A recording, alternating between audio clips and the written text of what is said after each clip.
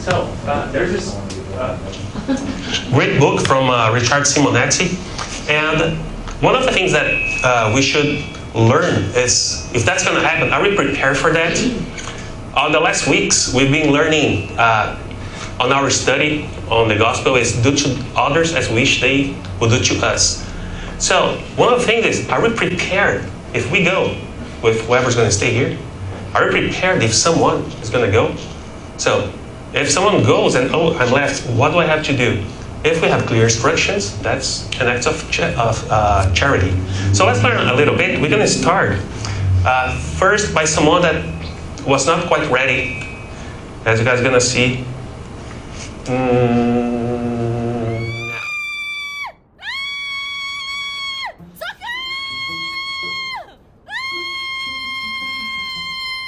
Oi, Júlia. Quem é você? Tava lá no avião também?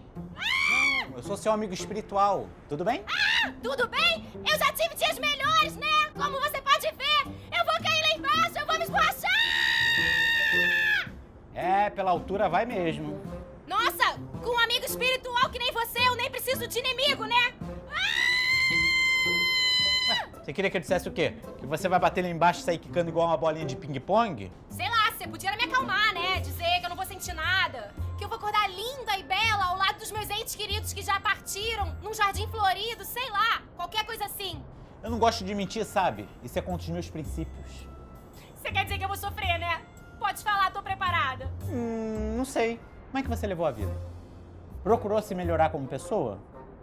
Porque o seu estado do outro lado é o resultado das suas conquistas espirituais na Terra. Eu ia começar minha reforma íntima na semana que vem. Ih, tá igual a mim quando eu disse que ia começar a malhar.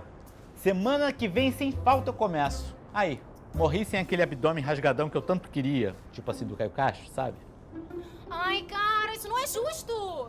É, não é justo mesmo. Aqui. Não, cara, não é disso que eu tô falando. Eu tô querendo dizer que eu sou muito jovem pra morrer. Tava aqui mó curtindo a vida. A gente só pensa nessa parte espiritual geralmente, sei lá, depois dos 50 anos. Essa parte espiritual. Que outra parte existe? Você é um espírito, Júlia. Tudo que você faz tem a ver com a parte espiritual. Você entendeu o que eu quis dizer? Bom, eu vou nessa. Boa sorte aí, tá? Ei, espera aí! Não dá tempo de eu fazer nada pra melhorar a minha situação, não! Agora? Você deve ter uns 20 segundos. Não daria nem tempo de você fazer um miojo. Ai, que saco, viu? A gente sempre sabe que vai morrer, mas nunca imagina que vai ser assim, tipo, hoje. Pois é, né? Tchau. Tchau. Então a gente se encontra lá do outro lado, né? Ih, hoje não vai dar porque eu tenho um compromisso. Mas amanhã eu passo lá no umbral pra te ver, tá bom? Umbral? Eu vou pro umbral? Ih, desculpa. Spoiler. Não! Volta aqui! Me ajuda! Não! Ah! Socorro! Ai, foi só um pesadelo. Mas valeu o alerta. Prometo cuidar melhor da minha evolução espiritual. Ai, segunda-feira eu começo, vai.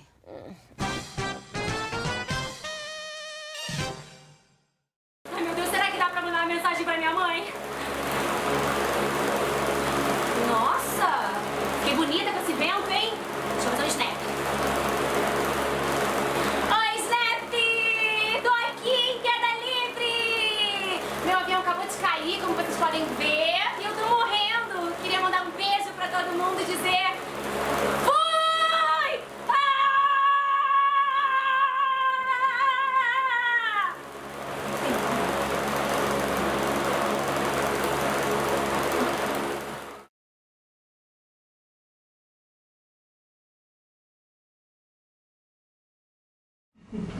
All right, so there is this channel called Canal Amigos da Luz for Portuguese speakers. Sometimes you have some with subtitles. And those are the ones who generate this video and other 51 videos of fun stuff and spiritism. I highly recommend that. Sorry. So, who's afraid of death? Let's look what some historians or people from history they said about that. So Seneca, I read about him. He was a Roman philosopher. He was an advisor to Nero, who burned Rome down. But he said, let's look at the dead ones as if they were just absent. By thus thinking, we will not be mistaken. And then we got Scipio, who said death is nothing more than the return to the real life. That's not Allan Kardec. That's not Spiritism talking about that. We're talking about a Roman general, the times of Julius Caesar. So who's afraid of that? Let's see what Allan Kardec said in one of the Spiritist review. To free yourself of the fear of death, one must be able to face it under its true aspect. In other words, to have penetrated in thought in the spiritual world, making of it as precise an idea as possible. So the spirits, they brought us the idea exactly what happens after death. Because that's one of the things that scares the most, is what we don't know.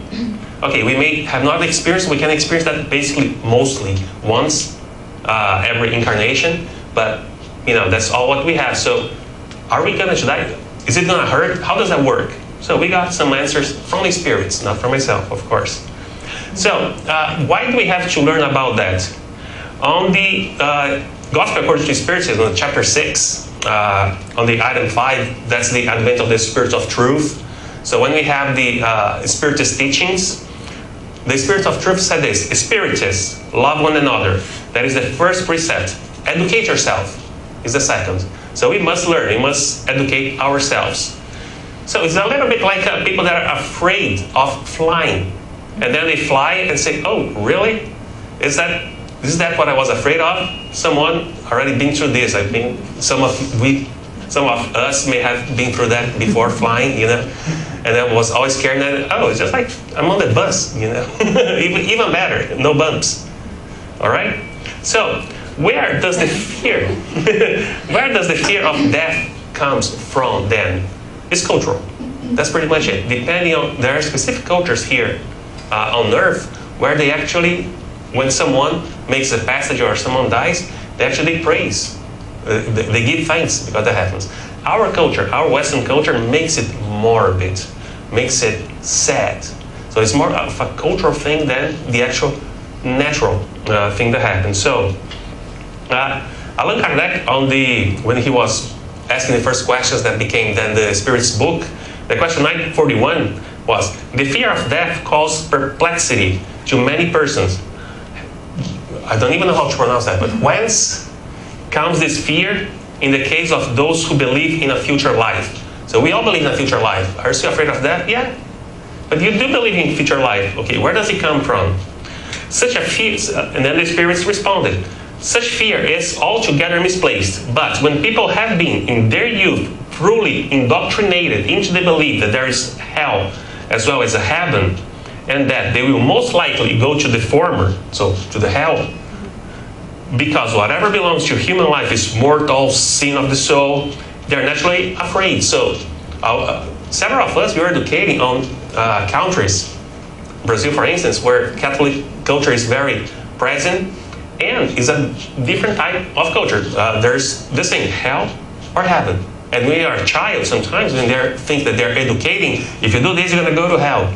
Basically, they don't know. They're planting the seed of fear, of being afraid of death. Because after that, oh man, I'm going to burn forever and ever. So if they have written that religious belief of the eternal fire, like this type of image here, where you have only 2 doors, that's like the basis of the fear of death on the Western culture. That's the culture that was highly influenced by Christianity, and for over 1,000 years by the biggest Christian church.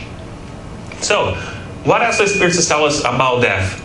Death has no terror for the righteous people, because with faith, they have the certainty of a future life. Hope leads them to expect the existence happier than the present one. And charity, which has been the law of their action, gives them the assurance that in the road which they are about to enter, they will meet with no one whose recognition they will have reason to dread. In other words, just do the right thing. Don't be afraid of that if you do the right thing. However, for what they call the carnally minded people that are way too attached for the material world, the way it is right now. So the carnally minded people, more attracted by corporeal life than by the life of the spirits, knows only the pains and pleasure of terrestrial existence. Their only happiness is the fugitive satisfaction of their earthly desires. So their mind constantly occupied with the vicissitudes of the present life and painfully affected by them, is tortured with perpetual anxiety because you're locked into this level. So if anyone says you're going to lose this level, what's going to happen? It's just like you're going to lose your ground, right? But actually, you're going to lose more than that, but you're going to gain much more. So that's why death terrifies them, because they have doubts about the future. So on the book of Richard Simonetti, he tells a story that I think was very interesting. So late at night, a man was walking along a deserted road. The night was dark, no moonlight, dim stars. He was worried. There had been many thefts in the area. He noticed someone following him. "Hello, who is this?" he asked, frightened. He got no answer. He hurried on, but his follower imitated him. He ran, so did the stranger. In panic, as he ran as fast as his legs would allow him to, his heart beating wildly, his lungs burning, he passed by a beam of light. He looked back and, as if by magic, the fear was vanished. His chaser was but an old donkey, which was used to follow the strangers on that area. So, basically, this is similar to what happens with death. This is something intuitive. Still, many people are afraid because they are unaware of the process and what waits them in the spiritual road. But basically, according to most of the spirits, they tell us this, as they go through it, a lot of them, they don't even realize they've been through it. A lot of them, they say, "Oh yeah, it happened." But before that, we're afraid. Why? Because we don't know. So let's see what the spirits tell us to see if we can change this a little bit. So we all know in Spiritism that the spiritual body, or our body, we have three parts. The actual body, the flesh that we have here, the soul, which is our immortal being. That's what is going to be living forever. That's what always existed, or always since when we were created. And the link between them, that's the perispirit. So the perispirit is what going to connect the soul or the spirit with our flesh. In Spiritism, we study that. That's on the introduction of the Spirit's book. So what happens during life, a spirit is held to the body by his semi-material envelope, which is the perispirit, this envelope. Death is the destruction only of the body. Even the perispirit remains. So this is not destroyed by death. So this continues. So it separates itself from the body when the plane of organic life ceases to exist. And that's again on the Spirit's book. That's the question 155. All right, so have we ever visited the spiritual world? We constantly do that. We may not even know that we are doing that, but all humans, they visit their spiritual world, basically the place that we're going to go after we discarnate or after we die. And it's, in several religions, it's even hard to say the word discarnate. They associate that with Spiritism. We did not create this world. We just use that because it makes more sense than death. That reminds us of ends. Discarnate is just losing the flesh. And that's pretty much what we do when we discarnate. So, Paul, the apostle, when he wrote one of the letters to the Corinthians, he describes how he traveled to the upper world guided by spiritual friends. So even Paul, the apostle of the Christianity, he was visiting the spiritual world and not able to exactly explain what was happening there. This was everything very new. So this is not a privilege of Paul only. We all do that. All the humans experience death while we are sleeping. And conveniently, we don't remember a lot of those things. We go, it happens, it gets into our system, gets into our subconscious enough for us to do whatever we have to do. A lot of books on that Andre Luiz wrote, they explain the process of a mother accepting a spirit that's going to be that mother's son or daughter. And none of them remember that, but this all happened. She just wakes up with a sensation, I had a good dream. And that's pretty much it. So we do that constantly. And sometimes we even remember that. So, in order for us to visit the spiritual road and take advantage of that experience, we must cultivate spiritual values while we are awakened. Otherwise, yes, we're gonna go visit the spiritual road, and we're gonna go to the same place that the lady that was screaming, "Wah!" We're gonna spend some time there because that's what we're gonna be vibrating on the same frequency. So, during the process of discarnation, you can have spiritual help, and the spirits, they tell us that discarnating is basically a process of disconnection. We're gonna watch here a video pretty soon where we're gonna see the disconnection actually happening. And for that, if you have good technicians, they can do a better job than if you don't have that. So it's a very complex process, and the spiritual help is gonna make this that less traumatic. How can I get more spiritual help? It's by merit, by what we've done in our life, how we lived our life, how we did our work. And then I brought here the case of resuscitating. Not talking about the resurrection of Lazarus, nothing like this. I'm talking about the medical. We got a doctor here. So sometimes the patient is on the table, the heart stops. So nowadays we have the resources to apply very high electric current, and the heart starts beating again. Do the spirits allow that? Oh, actually they help. If that's not that person's time, they're gonna go and do everything they can to keep that spirit connected, or the spirit connected to that body, because it's not their time. But if it's the time for that spirit to leave, you know how many times they go, charge, and they cannot resuscitate. So nothing against spiritism on doing that. Actually, the spirits will help if that's necessary. So, this brings us to the next topic. Does it hurt?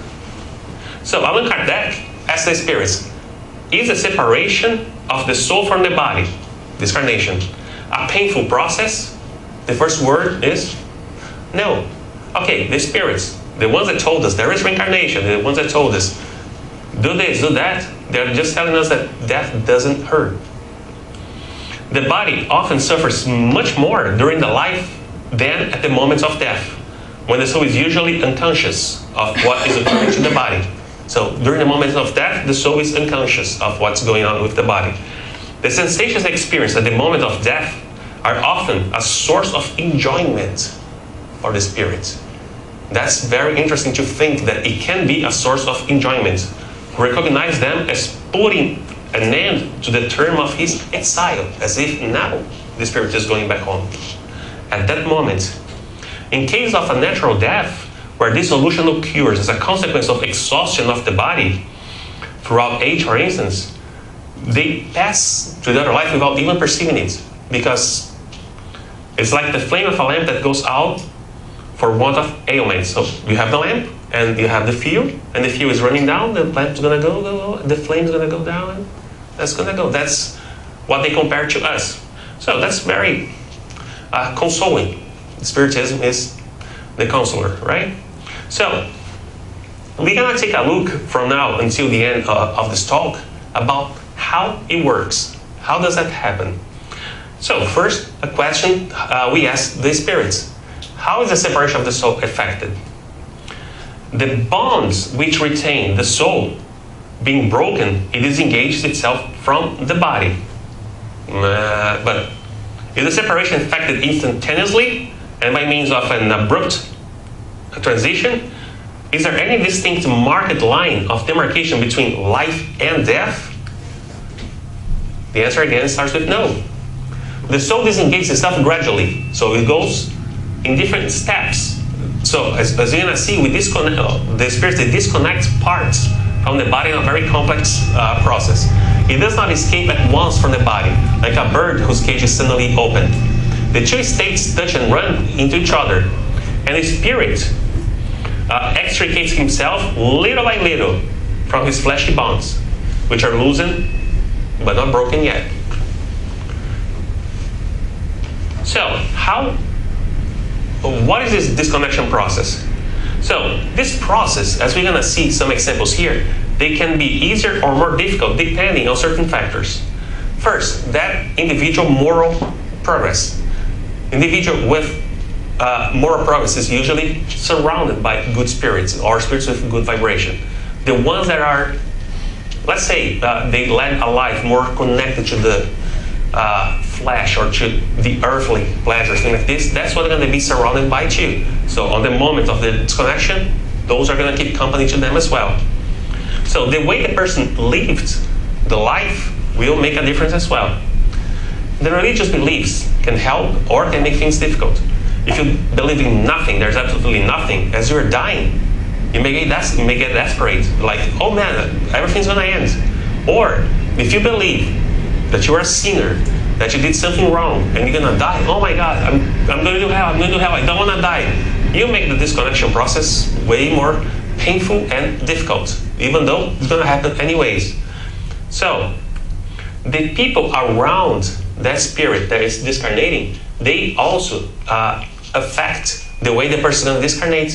When we're going to see examples here, you have someone sick, and you're praying, no, please, get out of bed, please, God save. I'm sure that God's going to save you. I'm sure we're going to be blessed and God's going to save us. And then we pray, thy will be done on earth as it is in heaven, as long as thy will is mine. The same as mine. That doesn't make sense. So we have to pray for the best to happen, for that spirit. If that means save us, means, okay, let me finish disconnecting, that's what should happen. We have to face this as a natural thing, because it can make the process really harder. So it's a very complicated process. And with the help of experienced spiritual workers that we attract to ourselves, it can be much less traumatic. Okay, so we're going to take a look now on a second book that's also related to this talk. We have the book here in our library. The title in Portuguese is Obreiros da Vida Eterna.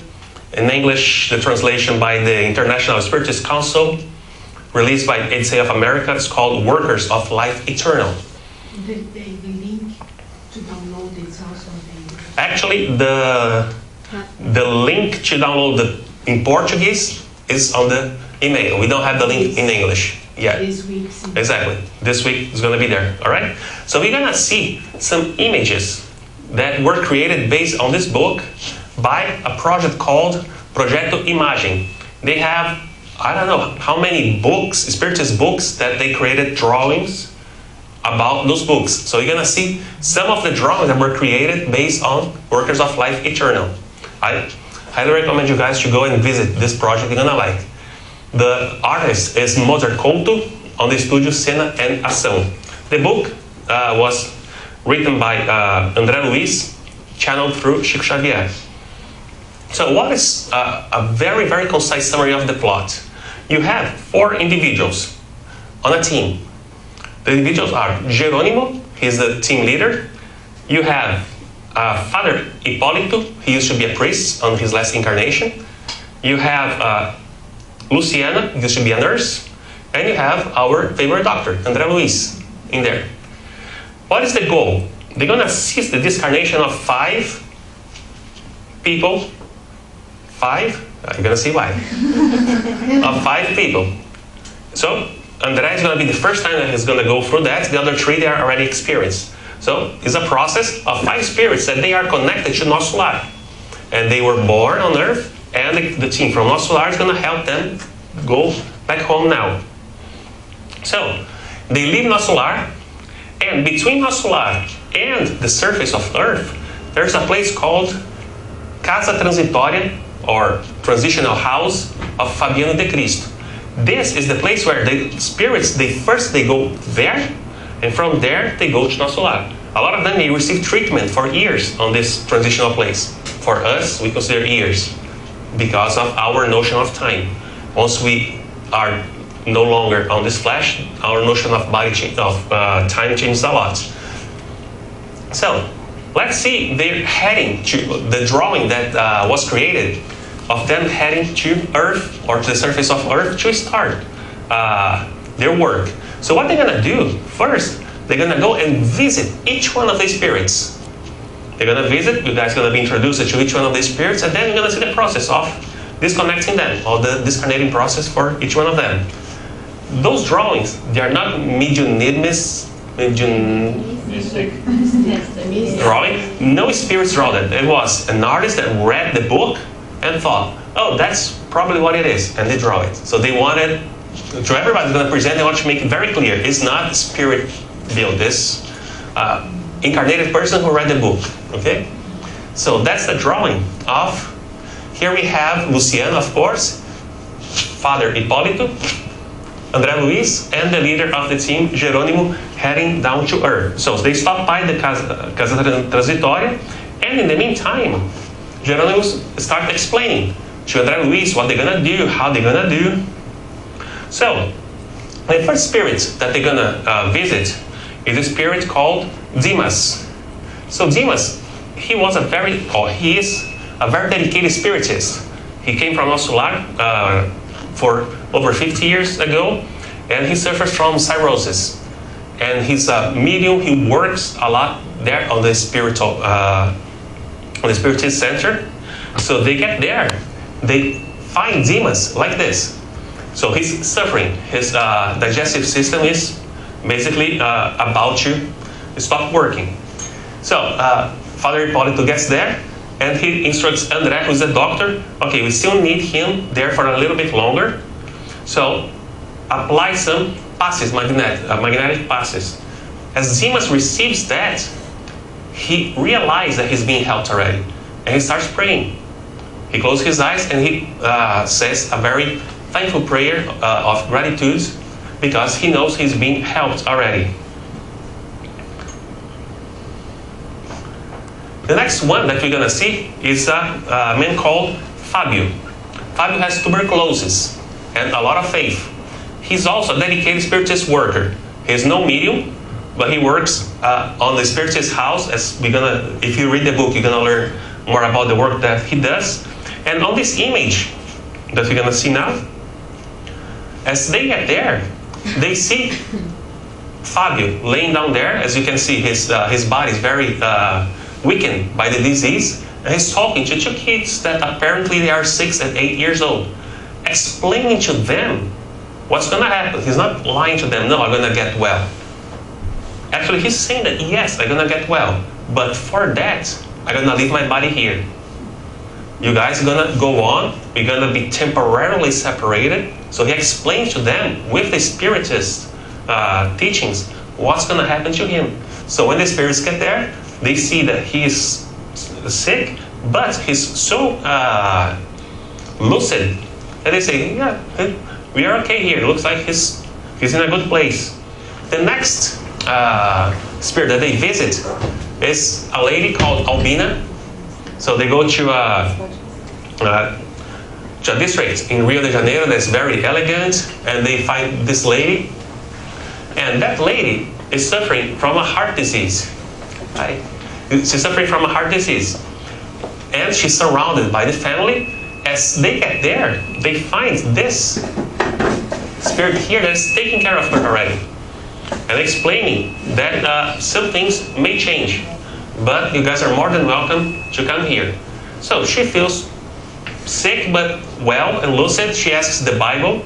As she opens the Bible, there is the history of Lazarus. And she gives thanks. Thank you, God, for again reminding us that life is eternal. That life doesn't end here. She's not spiritist on this life, even though she came from Nosso Lar. She's a Presbyterian. So it's not like, oh, only the spiritists, they're going to have a good death. No, no. Anyone who lives a good life or a correct life, they're going to have that. And then the last spirit that they're going to help, or the last before last, the fourth, is Cavalcante. Cavalcante is a very dedicated Catholic. He was abandoned by his family because of his detachment to the material things. And he's laying on the hospital as a indigent, or as a homeless person with no family. His wife left him. He doesn't even know that his wife already died about a year ago. He completely lost touch. So as they get to the hospital, not everybody in the hospital is, let's say, spiritually prepared. They're having the worst days of their lives. So that's when their faiths are being tested. And that brings not always good results of those tests. So as they're walking, this is what they're seeing around the patients. There are those spirits of lower level that they suck as much as they can the vital fluids from the spirits that are about to die.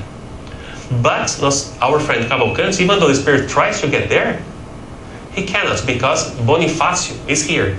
Bonifácio is a dedicated worker from Nosso Lar that is looking after Cavalcante, explaining that he's getting weak, so the termination time is pretty close. So they and explain to them that he does the best that he can to keep those spirits away from Cavalcante. But Cavalcante is giving them a very hard time. He's calling the priest. He said he cannot die because he didn't receive the extreme unction, I think. That's what they call it. So it is making the spiritual friend's life a little bit more difficult. I highly recommend reading the book because there are several details of how this can affect things. And finally, the last one is a lady called Adelaide. Adelaide, she's the director of a Spiritist center. So she's prepared for that, except that the rest of the Spirit center is not. So even though she's getting sick, she's said, okay, my time is coming, everybody else, but what are we gonna do? What are we gonna do? And that is making her transition harder. So when she's there, when laying and they enter her house, actually she lives on the house that helps a lot of children specifically. Bezerra de Menezes is there assisting her. So Jerônimo enters there. Oh, Bezerra. If you guys don't know who Bezerra de Menezes is, just Google for it. There's a movie about him. He used to be a politician and a doctor and one of the first big names of Spiritism that we ever heard of. So, and then they look, okay, Bezerra, you're here? Okay. And he said, I knew that a big group of people was coming to bring her up. I didn't know there was that much. He said, well, she deserves the best. And so he says, okay, when are you guys coming back? Oh, we come back tomorrow. All right, let's prepare her for tomorrow and the team for tomorrow for the meeting. Okay, next step is they visited all the spirits. On that night, they gather all these spirits. So they take everybody that they visited and look. You can see the silver cord. So while they were sleeping, they were taken first to the house of Adelaide, which is a Spiritist center. From there to the Casa Transitória, where very much what we do here. They were receiving passes, and Jerônimo was explaining to them what was going to happen, and even asking for their help for the process to be as easy as possible. Can you guys believe that is that natural? You know, it's something that Andre Luiz is telling us. He was there. He was almost like an intern, even though he was doing a lot of the work there, but he was learning, writing down, and he brought us this message. So they were receiving the passes magnéticos, and according to what they say here, the three spiritists, or two of the spiritists, they were receiving that very well. Dimas was not. He was still very, even though he was dedicated spiritist work, something was bothering him. He could not focus. The other two, Albina, who's the Presbyterian, and Cavalcante. Albina was not understanding. She was like him out, understanding very much what's going on. And Cavalcante was really scared of everything that was happening. So now we're gonna watch about 7 minutes movie that was made about the disconnection or discarnation of the first spirits. They go to the house of Dimas. It's on the countryside of Rio de Janeiro. It's a very simple house. And there is this group that they created a video about that using some of the parts from the book. You may be able to read, I hope, the subtitles in English here.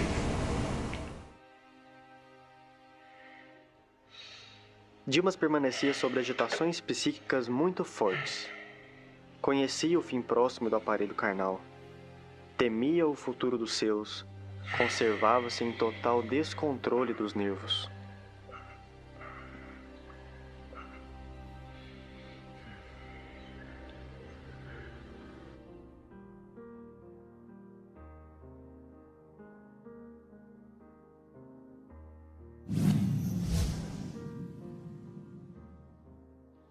Meus irmãos, que bom que vocês chegaram.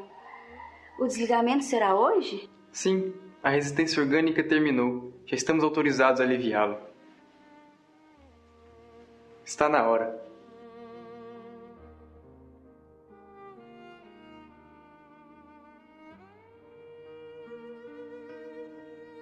Dimas, não obstante dedicado à causa do bem e compelido a grande esforço de cooperação na obra coletiva, descuidou-se de incentivar a prática metódica da oração em família no santuário doméstico. A esposa do médium, ao pé dele, mantinha-se firme ao seu lado, olhos vermelhos de chorar, emitindo forças de retenção amorosa que prendiam o moribundo em vasto emaranhado de fios cinzentos, dando-nos a impressão de peixe encarcerado em rede caprichosa. Teria de ser o primeiro empecilho a ser removido.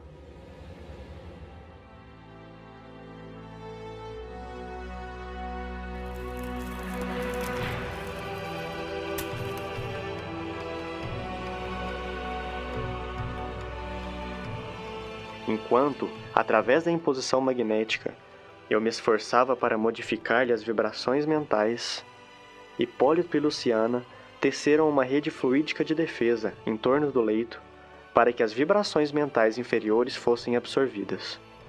E Jerônimo trabalhava a fim de tranquilizar a esposa para dar continuidade à tarefa.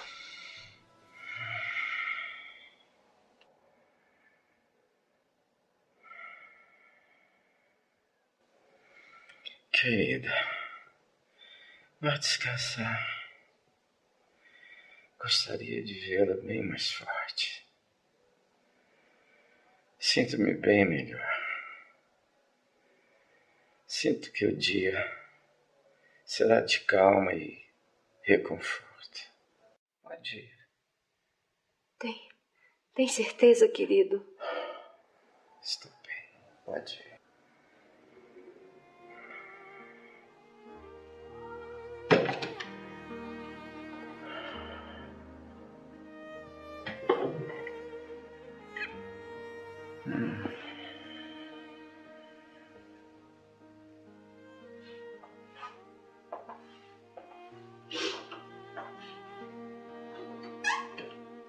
Meus irmãos, peço-lhes que cuidem do sono da esposa para que suas emissões mentais não nos alterem o esforço.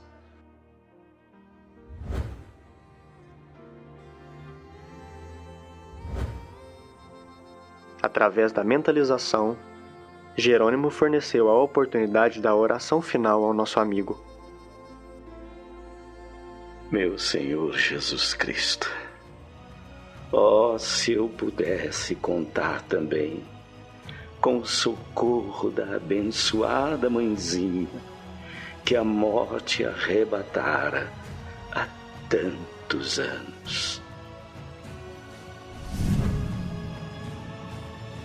Meu filho. Dimas, experimentando indefinível bem-estar no regaço materno, parecia esquecer agora todas as mágoas, sentindo-se amparado, quase feliz. Ordenou Jerônimo que me conservasse vigilante, de mãos coladas à fronte do enfermo, passando logo após ao serviço complexo e silencioso de magnetização. Havíamos iniciado o desligamento.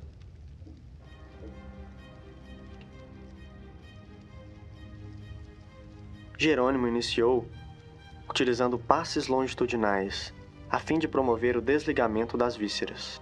A seguir, isolou todo o sistema nervoso simpático, neutralizando mais tarde as fibras inibidoras no cérebro. Começou a operar sobre o plexo solar, desatando laços que localizavam forças físicas. Com espanto, notei que certa porção de substância leitosa extravasava do umbigo, pairando em torno. Com passes concentrados sobre o tórax, relaxou os elos que mantinham a coesão celular no centro emotivo, operando sobre determinado ponto do coração. Nova cota de substância desprendia-se do corpo, do epigastro à garganta, mas reparei que todos os músculos trabalhavam fortemente contra a partida da alma, opondo-se à libertação das forças motrizes, em esforço desesperado, ocasionando angustiosa aflição ao paciente. Alcançáramos o coma em boas condições. Era a última etapa. Concentrando todo o seu potencial de energia na fossa romboidal, Jerônimo quebrou alguma coisa que não pude perceber com minúcias, e brilhante chama violeta dourada desligou-se da região craniana absorvendo instantaneamente a vasta porção de substância leitosa já exteriorizada. Quis fitar a brilhante luz, mas confesso que era difícil fixá-la com rigor. A chama mencionada transformou-se em maravilhosa cabeça, em tudo idêntica à do nosso amigo em desencarnação, constituindo-se após ela todo o corpo perispiritual de Dimas, membro a membro, traço a traço. Dimas desencarnado estava ligado ao corpo através apenas de leve cordão prateado, semelhante a um elástico entre o cérebro de matéria densa, abandonado, e o cérebro de matéria rarefeita do organismo liberto. E agora, padre? O desencarne está completo? Aos olhos da carne, sim, mas para nós o trabalho continua. O cordão fluídico deverá permanecer por mais um dia, considerando as necessidades do morto, que ainda não está preparado para o desencarne mais rápido. Pedimos à irmã que tenha a bondade de velar por ele até o momento propício.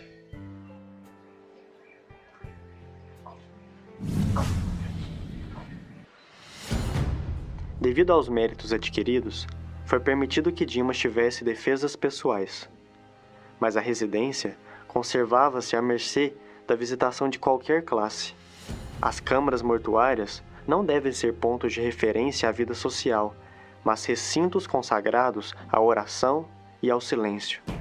O sentimentalismo exacerbado da família inconformada é sempre prejudicial ao processo de desligamento. No dia seguinte, retornamos ao recinto doméstico onde cortaríamos o fio derradeiro que o ligava aos despojos. Estávamos a postos 2 horas antes de organizar-se o cortejo fúnebre. Reparei que o médium liberto tinha agora o corpo perispiritual mais aperfeiçoado, mais concreto. Jerônimo examinou-o, auscultou-o como clínico experimentado. Em seguida, cortou o liame final. Dimas livre, Dimas espírito, despertava.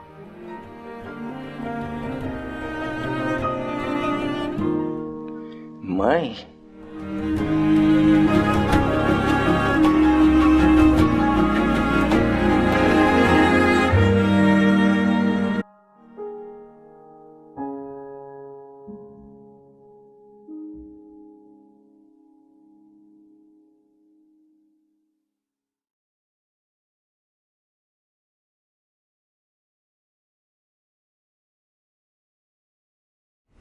So we got the credits here. And this movie, what I found really interesting that I wanted to bring to you guys is it describes the whole process of what happens, how they do that step by step. And Andre Luiz was the one narrating it, the doctor, because it was the first time, so he was learning as well. So at the end of the movie, when they come and they cut the silver cord, was 2 hours before the final burial. So the movie didn't talk about some of the things that happened on the funeral. So since we're talking about death, I'm way more afraid of the funeral than the death itself, because that's something very fúnebre, something very morbid. And let's see what the spirits they have to tell us about that. So the funeral is supposed to comfort the family of the deceased. The spirit itself is already being helped. So let's help the family that should also help the spirit. Let's remember the uncomfortable situation, just like Dimas, that he was discarnating. He was still attached to the body. The silver cord was still there. So any thoughts and words that people were saying were bringing him back to the body. So he was feeling again the sensations of the disease that actually terminated with that incarnation. So everybody that would come and start crying, he would feel that vibration from that person, and he would try to get to the body again, and his mother would hold him back. So we also learned that praying for the discarnating spirits, it really helps when you're praying with love. So let's see the implications of one of the things that happened during Dimas' funeral. Here you can see Dimas laying on his mother's lap, and his body is there, and people are around and talking. At a specific moment, someone comes and starts telling a story. You know, Dimas, he was a great guy. That was a guy that could keep a secret. And everybody, what are you talking about? Oh, and that, the body was laying there, and the guy started telling stories. Because Dimas, Nobody knows. I know, but he saw a murder. A murder? Yes. So there was this guy that he saw the colonel coming out of a house in the middle of the night. And the colonel saw that this person saw him. The colonel grabbed the person and killed. What did you see? And the person, please don't kill me. I'm not going to tell anyone. No, you're not going to die. You're not supposed to be here. You're not supposed to see me getting out of here. And Dimas was watching all that. And end of story. The colonel kills that poor person that saw him getting out, being unfaithful, getting out of the house in the middle of the night. And Dimas saw all that and never said a thing to anyone. And everybody, oh, really? As the guy was telling this story, the colonel shows up. Who's calling me? Who's calling me? And the guy, woohoo, gets the chills while he's telling the story, having no idea that not only he brought the colonel, but he brought also some friends of the colonel that were with him because he's a murderer. He was still being tormented. He already died and was still being tormented by the memories of his murder. So he gets there, who's calling me? Are you the judge? I needed to do that. Are you going to judge me? And then he looks on Dimas and starts, Dimas, you are my dearest friend. Please help me. Look the way I am right now. And Dimas is just discarnating on his mother and starts feeling all those vibrations. Because the guy during the funeral started telling this story. So whatever we say on that, it is really important. So here is the moment where they cut the cord 2 hours before the burial that we saw on the move as well.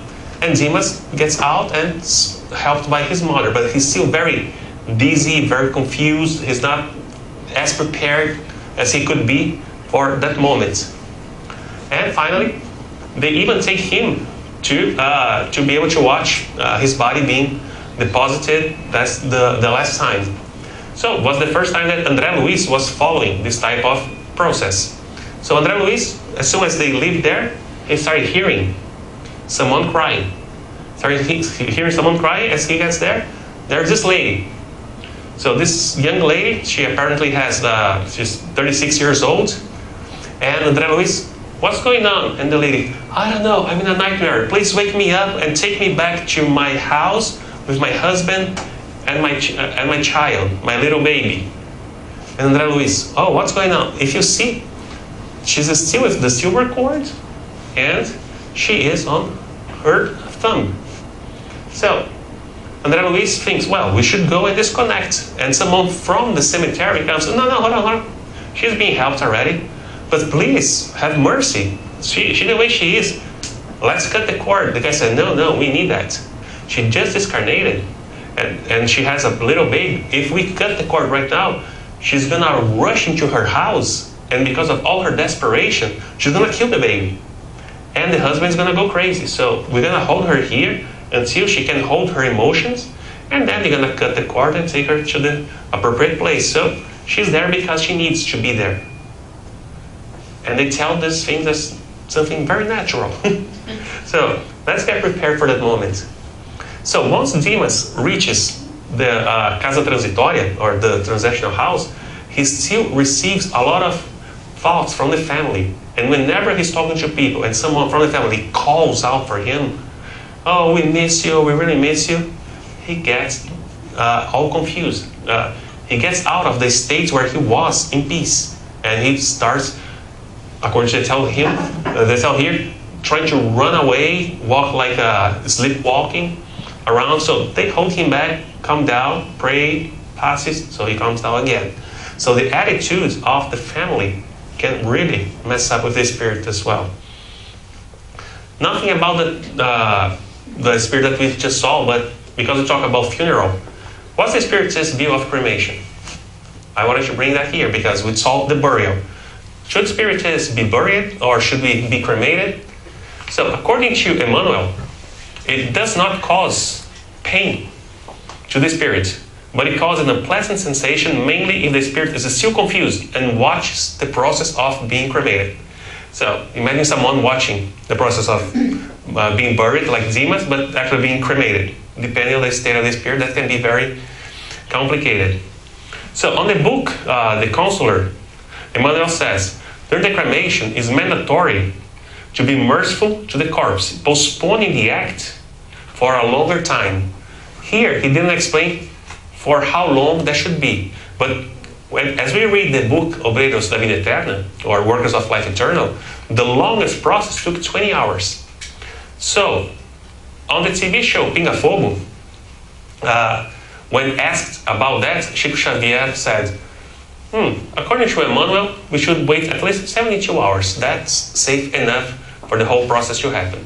Here in the US, it's common for us to hold, but in Brazil, it's 24 hours and bye. So it makes the disconnection process less hurry. You're in Brazil. Here they can do the way they want. So Spiritist, do we encourage cremation? It's up to the family, it's up to the spirits. And again, making life easier. If you want to be cremated, let everybody know about that. If you want to be buried, let people around you to know about that. Okay? So, I'm gonna just now rush a little bit about the other spirits. Who was Fabio? Was a dedicated spiritist worker with tuberculosis, telling to his kids that he was going to discarnate. So he gets the gospel and he opens the gospel in Corinthians, where he says, there are heavenly bodies and earthly bodies, but the glory of the heavenly is of one kind, and the glory of the earthly is another. So he keeps the children and consoles them, preparing them, explaining that death is not the end. So as he's reading the gospel, as we were talking about, our comitive enters the room, and his father is there already. And they say, oh, the process is going to start now? Yeah, it's going to start now. Okay, so let's finish that. Let's keep reading. So he's talking to his wife. And while he's explaining to them that he's being helped, that he's already receiving all the good fluids, they start the disconnection process. And the first thing they do, they cut one of the veins, and he starts bleeding. And everybody starts crying. He comes out, no, we know this was coming. So they say that was very easy, and 1 hour later, differently than Zima, that was the next day, 1 hour later, they cut the cord, and his father takes him to the next step. So he goes to the Casa Transitoria. On that same night, his wife, in dream, she goes there, and she's capable of visiting him, and he's, again, comforting her, consoling her, explaining, life continues. It's just a temporary separation. I needed to come here, now you guys need to keep living your life. So the life of discipline led them to have a very good death. This is a case that I found very interesting. So Albina, she's the lady that is a Presbyterian. She's being surrounded by her family. So the leader of the group is called for an urgent meeting as he was going to her house to her discarnation process. As he comes back from the meeting, he says, well, looks like she's not dying tonight. Is it possible? No, instead, we're going to go and help her because they were preparing her body for the disconnection. No, let's put more fluid so she can live a little bit longer. But why? So then I explained to them, the main problem is her daughter was pregnant. And her daughter was not ready to lose the mother, or her mother, discarnation. Her daughter was so unprepared that she would cause problems to the baby. She would even maybe discarnate herself during the process. So because the spirits knew that would happen, they said, you know what, let's give Albina a few more months so she can have the baby, and after that, then we continue with the process, according to what they say, of charity for her, because of her marriage. So they were explaining that getting her out of the body was because of her success. That's why she deserved that. Interesting thing, her 8 years old grandson was the one participating in the negotiations for her to stay longer on the spiritual road. But here he's only 8 years old. But as they go to sleep, he goes back up there, right?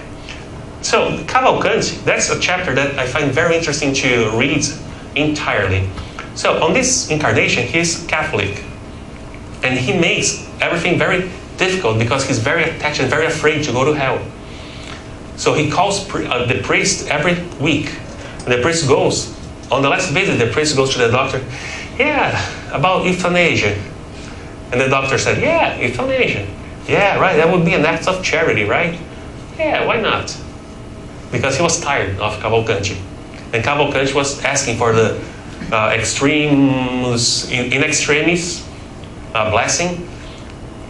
So, after 4 days of that, Geronimo starts the process. So the priest also agreed with the doctor that, euthanasia would be an act of charity. So he started praying like crazy.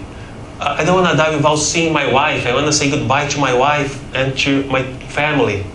So he's desperate, feeling that the spirits are around him and preparing him for this connection. And he gets more desperate. He calls for his wife that he has no idea already died, and she was feeling extremely guilty because she abandoned him.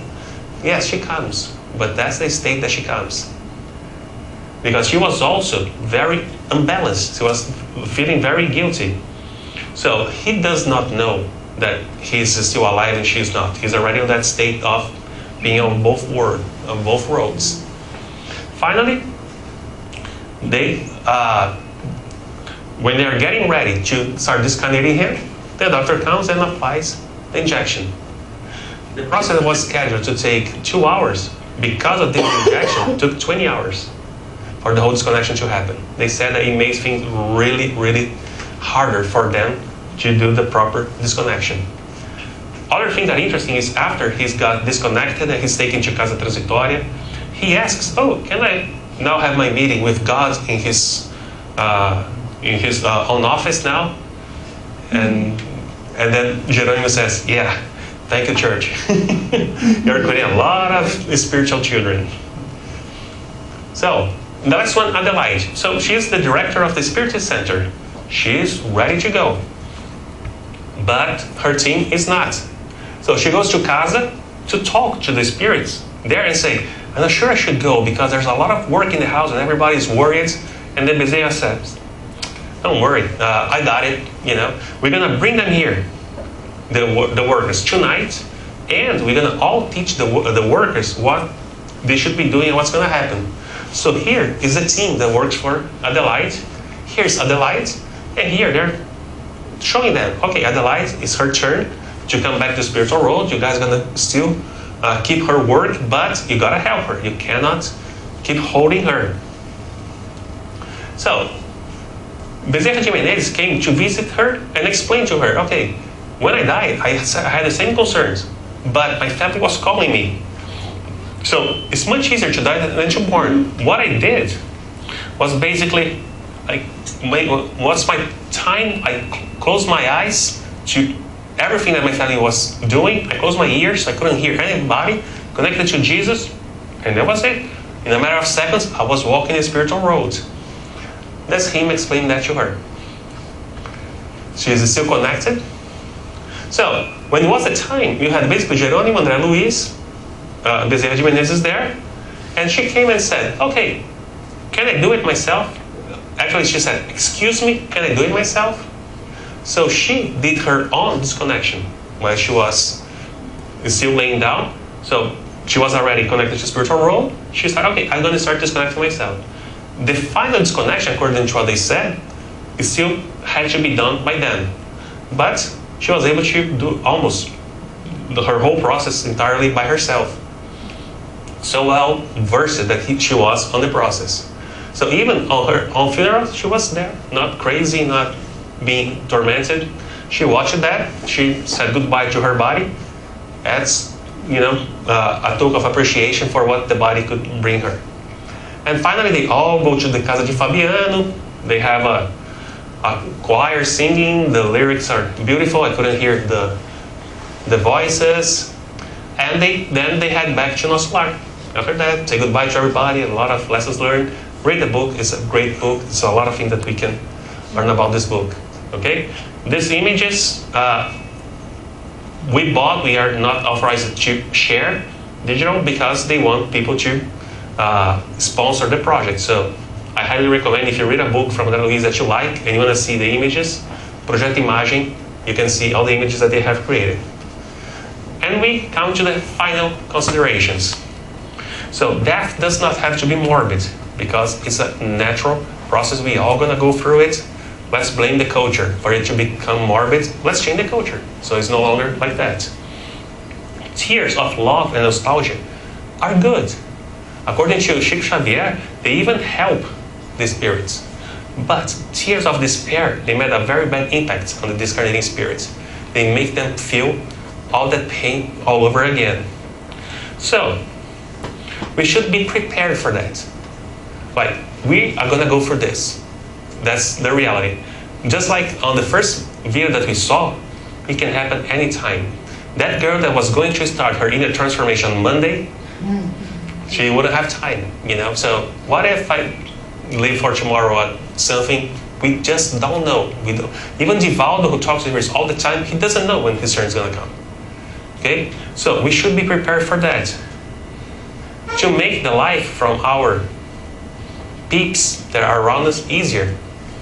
Things like life insurance. That's not spiritism, okay? This is where, right, but where does it become spiritism? Do to others as we wish they would have done to us, okay? So if anyone went through that and there was a life insurance there to help with the expenses, that was really helpful. Already decide the funeral arrangements. If you leave for everybody else to do, you may not like the type of thing that they're gonna do with her body. You know? You know what? I don't have much money, they're gonna cremate. I didn't want to be cremated. Too bad, they don't hear you anymore. So you may decide that. Cremation or burial, and even, you know, both they have costs. You may even have a savings to pay for it. Doesn't hurt. Living trust or will. This can cause a lot of confusion when you don't have one. This is one thing that here in America is very common. People are educated to have that. It's not morbid. In other cultures, Brazilian cultures, for instance, to talk about that sometimes like a sin, a mortal sin. No, get me out. You think that I'm gonna die? No. Even in divorces, they put that in some of the decrees that you have to have a life insurance and you have to have a will. Putting on the will this, and that. So that makes the life for everyone that stays much easier. And you should have your documents in order, because they're gonna open all your drawers and they're gonna read to see what has to stay there or not. If things are, you know, in alphabetical order by subject and things like this, it's gonna be much easier for everyone who stays. And nowadays you have to worry about backups and passwords. If you trust someone, you know, let them close their Facebook account and, you know, everything else, because back in the day when I needed to try my dad's LinkedIn account and Orkut account, it was a pain, you know. So because you didn't know the best. No, and you know, when they created those things, they were not prepared yet. Those things are still too new, but they're better now. But you can think this. So doing this, we do to others as wish they would done to you. I went through experience. My father died. No one expected. Was, you know, he went to bed, and the next day he was already sleeping on the other side. Oh, the drawer. Oh, everything's here. Oh, life insurance is here. Oh, we're gonna call this number. Made life much, much easier. So I highly recommend that. Sources. These two books, I highly recommend them. Who's Afraid of Death? The English translation, you can find only the digital version, but it's free. If you just Google for Who's Afraid of Death, Richard Simonetti, you can download the PDF. We read this book. It was actually the first book that we read on our book club here. It was very interesting a few years ago. And the second book is Works of Life Eternal. Those are the ones that we got the images from. Some of the YouTube channels that we visited to prepare this, Amigos da Luz, Fernanda was the one who introduced me that. Thank you, because it's a great channel. And Spiritist Network is all the videos here from the US, so they helped with the translation. Josara Korngold translated that. TV Mundial is the one who prepared the movie, and they had movies for all the other books as well. So, very interesting. Spirits book, we study every Tuesday here as well. And all the images, they were by Projeto Imagem. I highly recommend that. With that, I close here. I thank you, everybody, for your time. And I'm open. I can try to answer the questions that you guys may have. Thank you very much.